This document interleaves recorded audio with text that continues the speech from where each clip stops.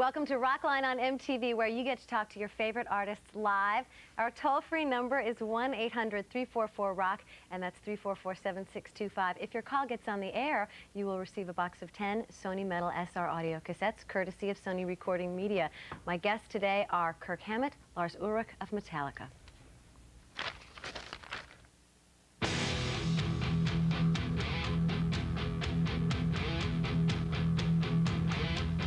We set certain goals for ourselves live, you know.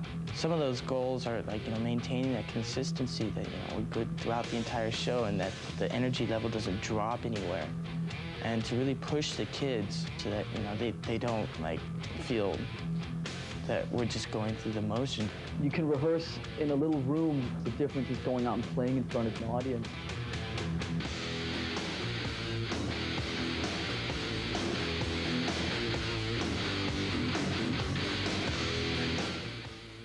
Welcome to Rockline. Hi, guys. Hello. How are you? We're waking up. Waking up? It's 3:30 here on the West Coast. You were really sleeping? Well, just getting there slowly. This is a good place to wake up, though, live on MTV. I know. Surprise! The lights are a bit bright. I need my MTV sunglasses. Wake up. Well, we have a lot, the whole new record playing in Moscow. You've got a tour coming up. We've got 30 minutes, a lot happening. Let's get right to the phone calls. Shane is calling from Poughkeepsie, New York. Welcome to the show, Shane. And ask your question. Hey, guys, what's up? Shane! Hey, how you doing, man? Hey, what's up? We play Poughkeepsie, mid-Hudson. You guys are excellent, dude. I gotta tell you, man, you guys rule. Thanks. Thank you. I was just wondering, I read in a magazine that your tape was originally gonna be called, Shred in Secrecy. Huh? No, absolutely not. What? Shred? Trading in secrecy or something like that. No. But you opted to call the album simply Metallica. Why is that? Well, Shorter. Yeah, easier to remember. Oh, it's a good band name. No, I mean, we just wanted to get away from some of the sort of heavy metal cliches and having 10-word album titles and all that. Who can have the most sideways thing and wordplays and all that kind of thing. It just seemed to be getting a little old, so we just thought we'd make it short and sweet, Metallica. Thank you, Shane, for calling short and sweet. Now we're going to move to New London, That's the next album title. Yeah, that would be great. Nancy, how are you? Welcome to Rockline. How you doing, guys? Hello. All right. I just want to tell you guys I think you're great, and I love you guys. I love James, and I miss Cliff and everyone. Okay. And We my miss him, question too. is, I know in Jason Newsted's first band, Flotsam and Jetsam, he wrote all the lyrics just about for the whole album, and I was just wondering why he only helped write the one song, My Friend in Misery. Was there a reason? You want to handle that one? Well, I think you're better at handling this one. Jason's new stuff seemed to be a little more like the Justice album, a little more progressive, a little faster, a little more sideways, and it just seemed like the stuff that me and James and Kirk were writing was a little simpler, a little bouncier, and so on. We just wanted to try and kind of stick to that. So My Friend in Misery, Jason wrote this bass line, and we kind of wrote a whole song around it. There you go. Nancy brought off Cliff as well, and this is the first Metallica album without any kind of Cliff Burton contribution. Was that sort of sad, the end of an era? Oh, God. Sorry, it came up. I mean, to be totally honest with you, we don't really think of it like that anymore. When Cliff comes up in conversations now, it's usually we laugh at him for being late or, for just some of the sillier things about him. We never really sit around and go, oh, Cliff, Yeah. I mean, obviously I think we think like that more inside ourselves when we're alone, but when we talk about him, within the band, it just, we laugh and we think of the good times, and it's just like, but you gotta understand that Jason's been in the band almost 5 years now, and he's been in the band about 1.5 years longer than Cliff has, and even though people still think of him as a new guy, it's like he's actually, we're used to having him around, so. I guess after 5.5 years, you would get used to it. Thanks for the call, Nancy. even That was a Jason. good one. I'm actually getting tired of it.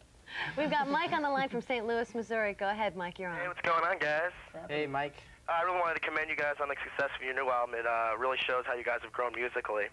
Got two questions for you. Do you realize that the widespread of bootleg CDs and video that have been distributed throughout the country since the Justice album, and how do you feel about that? Really? There's at least 150 to 200 bootleg albums alone. When we were out in Europe, I remember seeing a magazine that had an article on all the bootleg albums that we'd ever put out, and there's tons and tons and tons of bootleg albums. Can't even keep up with them I anymore. mean, and also a lot of times these companies will take the same bootleg album and package it differently and put it in a different sleeve with totally different artwork, and it's just. Or even worse, sometimes there's been a couple bootlegs. So, you know, Metallica has a song titles, then you put it on, and it's like some demo from some band you never heard of. You Oh, know? really? Yeah. Different artists handle that differently. I Yeah. know Bob Dylan has his people go out and confiscate any tape recorders they see, as opposed to the Grateful Dead, who say, here's the taping encourage section. it, yeah. How do you We actually, handle on it? the a couple of gigs on the last tour, we had what was called the taper section, which is like up behind the mixing board. You actually like can buy a ticket, and you encourage the kids to come in and tape the show. Our Is that a manager, Bay Area influence? well, It's I think our more- manager Cliff yeah, has our this manager. theory that you know, we're the Grateful Dead for the '90s or something like that. Come on, all right, let's squelch that.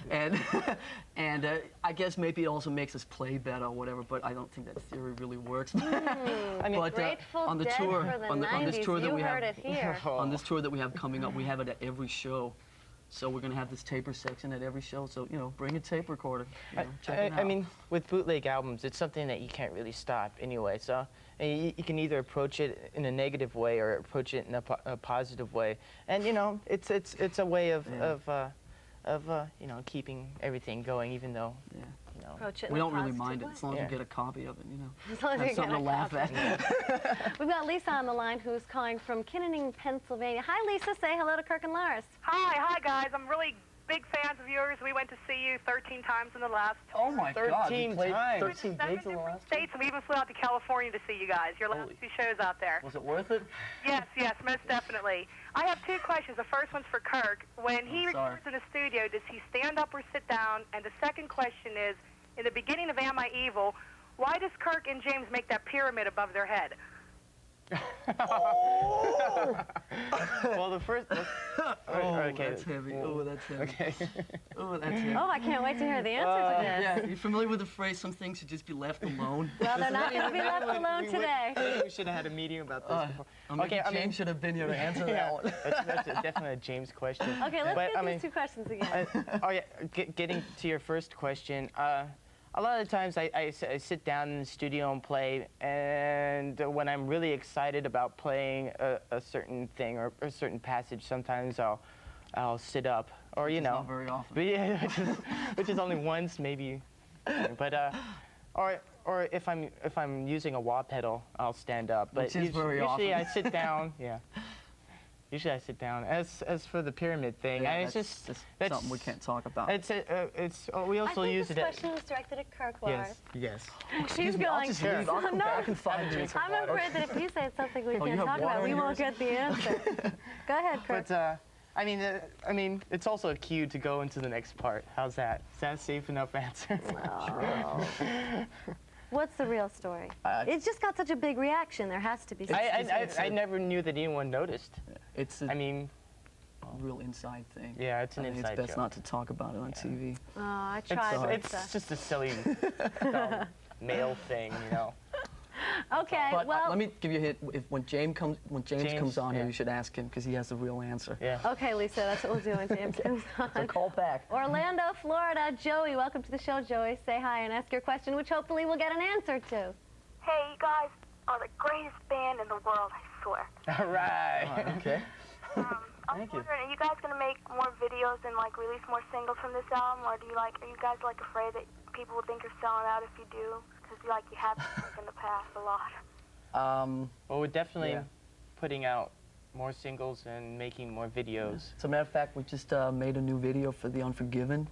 About 4 weeks ago, we were over here playing the MTV Awards, and it should premiere on your channel if you guys are interested in having it in about Excellent. 3 or 4 weeks. That will And, make a total of 3. 3 videos. Ooh, We're going scary. to talk a little bit more about the Unforgiven video, the B-side, which I believe features some interesting backup vocals. We have a toll-free number here, 1-800-344-ROCK, and that's 344-7625. Our guests are Kirk Hammett and Lars Ulrich of Metallica.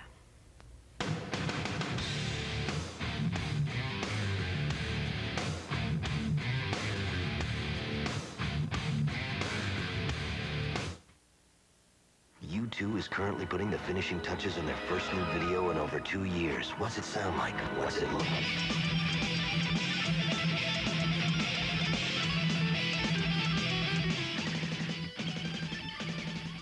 Welcome back. It's Rockline on MTV, and my guests are Lars Ulrich and Kirk Hammett of Metallica. If you have a question, the number is toll-free 1-800-344-ROCK. We were talking about videos before the break, and you've just made a new one. Do you like making videos?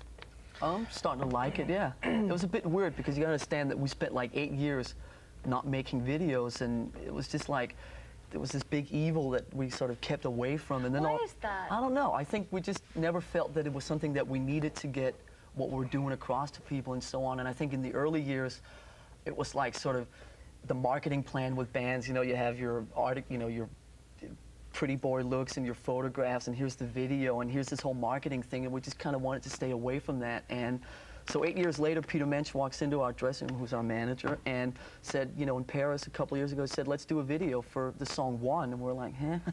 And after, you know, a couple hours, he actually talked us into it. It was pretty cool doing that. We did one for Sandman, which was pretty fun, and I'm actually starting to really dig it. Now, the B-side of the single for The Unforgiven is what? In what country? In America? It's different everywhere. Well, isn't there... In America, it's a song called Killing Time, which is a song that was done by this band called Sweet Savage, which Vivian Campbell, who was in Whitesnake for about 5 minutes, that was his first band. And it's a song that we used to play in the real early days when we were just playing the clubs around LA with Dave Mustaine and so on. And Kirk, are you singing backup vocals on the track? Yes, I am. Is that the first time that you've done any singing on Metallica? No, actually, I've done backup vocals on other albums. It's just that this time it was just me for once. And we went to do the vocals in a studio in Holland. Was it Holland? Holland. Yeah, it was Holland. And we were going to do backup vocals the way we always do them, which is like a bunch of us. And it didn't work out. And then we tried it with just Jason, and that didn't work out. And we tried it with just myself, and it worked. So. Right. So in the U.S., that's what the B-side is. Mike, I believe, has a question about The Unforgiven, who's calling from Blythe, California. Welcome to the show, Mike. What's your question? Hi, Martha. Hi. I love what you're doing with the show. I think it's great. Thank you. How you guys doing? We're okay. We're all right. I think your album's hard, man. It's like, it's real cool, man. I was wondering about my favorite song like on the album is The Unforgiven. And how'd you guys come up with the concept for that? Good question. How did we come up with that? We'd written about, I think, 10 songs, and James had this one other kind of melodic, subdued piece that we're kind of talking about maybe it should just be like a little instrumental piece, and I suggested to him that it just had a really cool vibe to it, that maybe we should turn it into a song. So I wanted to do a ballad that was different from all the other ballads that we've done, which is usually like, you know, kind of subdued verses and a real heavy chorus. So we kind of flipped that around and did like a heavy verse and a kind of mellow chorus, and that turned into The Unforgiven. I'm just sitting here looking at you guys thinking 600,000 albums right off the bat. What is that like? Did you expect that, first of all? Of course. No, you didn't. I'm just kidding. He did. I did. Expected 700,000. Well, but let's talk about what the real plan was.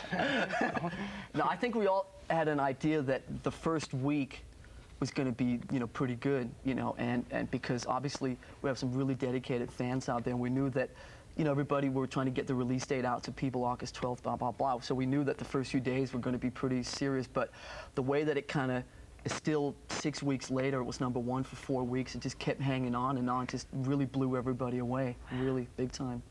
How do you maintain your fans' dedication? Well, just by being ourselves. Yeah, I mean, you try and not let stuff like that, just, you know, try not to think about it too much. It's like, what was good about the situation was that we were on tour over in Europe, and it was like being removed from it over there. You know, we're sitting in hotel rooms in Italy and, you know, Budapest and all these far-out places, just getting faxes from our office saying, you know, #1, and here are the figures. And in a way, it just seemed like really kind of distant and unreal. And I think it was good for us that way, because if we'd been in America at the time, you know, it might have kind of hit us in a different way. So I think it was real healthy that way. Well, let's see what Dave thinks. Dave's calling from What does Dave think? Willimantic, Connecticut. Dave, did you buy the record yet?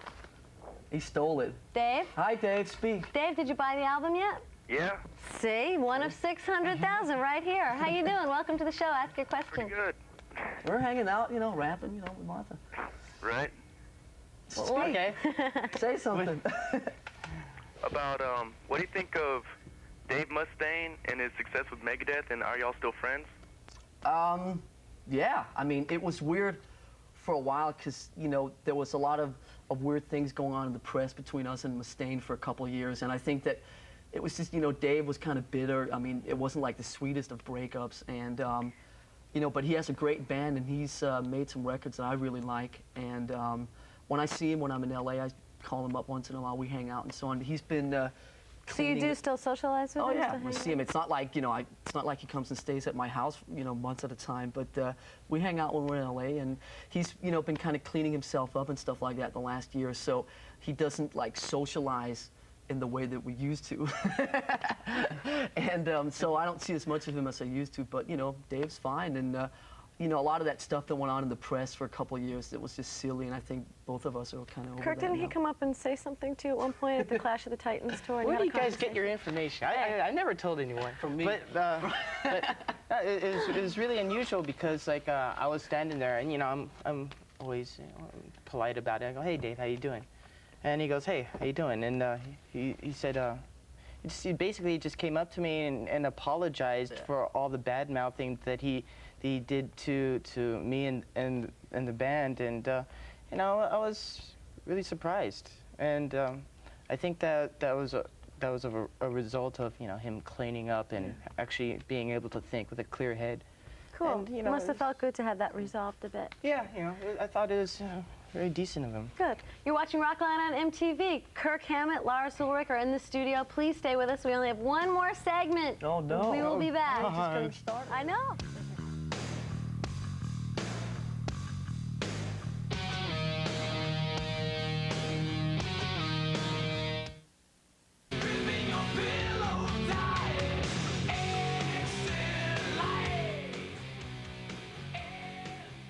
Welcome back. This is Rockline on MTV. If you have a question for either Lars or Kirk, please call us. You're too late. No, they're not. 1-800-344-ROCK, and that's 344-7625. If your call gets on the air, you'll receive a box of 10 Sony Metal SR audio cassettes, as well as 100 frequent buyer points redeemable for great stuff like a Sony Watchman, and it's all courtesy of Sony Recording Media. Now, the first time anybody heard Metallica was at a little party in New York City. Tell me about that. And where was this little party? Oh, was it the Cat Club? What's that big venue called? That one place that that other band played. That other really huge band that they made a movie of. Anyway. Deep Purple, yeah. Led Zeppelin? Madison Square Yeah, Garden. yeah. No, good. That Can't band. That band. Madison Square Garden. We just decided to have a listening party for a few close friends, and you know, it got a little bit bigger than we thought it'd turn out. No, it's a lot of fun. It worked out really well. And Jason tried to go out into the crowd. I think he actually succeeded. No, I think we all went out into the crowd. Did you? I didn't go on. I was did. hiding in a broom closet. I was I was out and amongst the fans, and the lights were down, and I saw this guy sitting in a wheelchair, and I tapped him on the shoulder, and he looked at me and he like kind of jumped, and I said, "How do you like the album?" And he goes, "Oh, it's great." And then I walked off, and I looked behind me, and he was like following me. And then, you know, it got bigger and bigger, and so I had to get out of there. It was interesting. It was just weird, just walking around like the corridors of Madison Square Garden, and like your album's playing up there, and it's like 10,000 people sitting up there, and it's like, it was really uncomfortable. I was more nervous that day than I've ever been for anything else with Metallica. It was weird. What an amazing event, listening party at Madison Square Garden. Bill is calling from Phoenix, Arizona. Hi, Bill. Welcome to the show. Hi, how's it going? It's going good. Hey, how you doing, Bill? Yeah, I was just wondering, I liked your Garage Days Revisited, the first one, and I was just wondering if you're ever going to come out with another one. Well, we actually did. See, there's a trick thing in there, because the first one was the B-side of a European single that, like Creeping Death or something, like in '84. The second one, the second Garage Days Revisited, was the one that came out as the 598 EP. So will we do a third one? Not the next few days. That pretty much was a spontaneous event anyway. I mean, it wasn't something that we had planned months in advance to do. It was something that we put out because that year was '87. Yeah, We were playing a Castle Donington gig in London and also 2 other gigs in Germany, and we wanted to put out something, some sort of product so that it would tie in with those shows. And when Elektra found out about it, they decided, let's get a part of this. And they released it in the States, and that's how that all came about. But if you want more kind of silly B-sides and stuff like that, a lot of the cassette singles that are coming